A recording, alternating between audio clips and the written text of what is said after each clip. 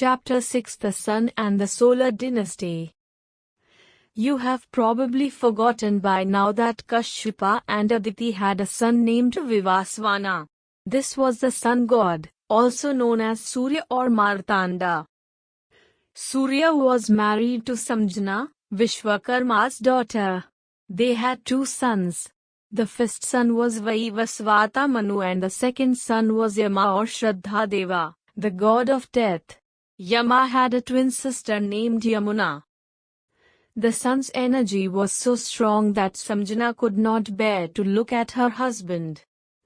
Through her powers, she created an image from her own body that looked exactly like her.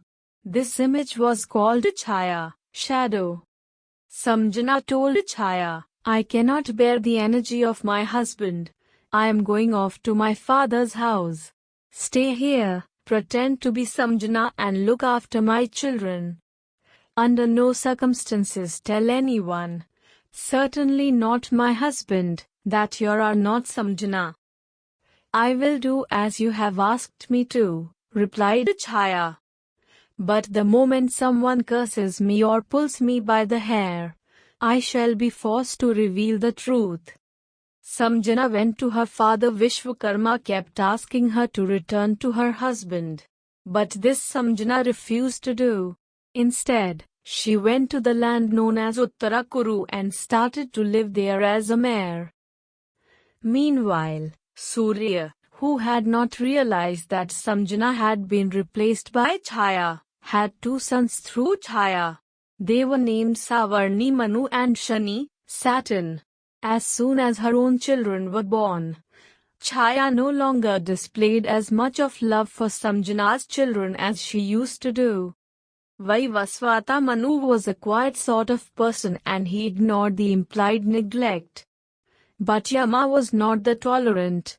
Besides, he was also younger.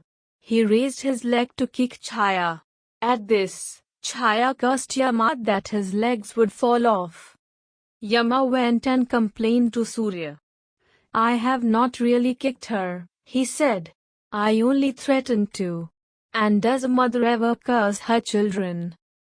"I can't undo the curse," replied Surya. "At best, I can reduce its severity. Your legs will not actually fall off. Some of the flesh from your legs will fall off onto the earth and create worms. Thereby, you will be freed of your curse."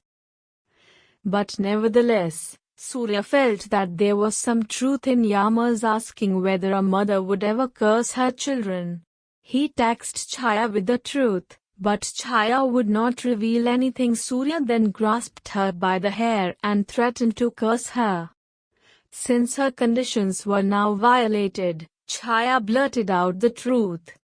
In an extremely angry mood, Surya dashed off to Vishwakarma's house.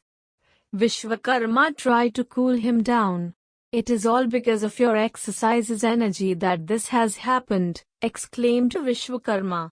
"If you permit, I will shave off some of the extra energy. Then Samjana will be able to look at you." Surya agreed to this proposition. With the shaved-off energy, Vishwakarma manufactured Vishnu's chakra, a weapon like a bladed discus.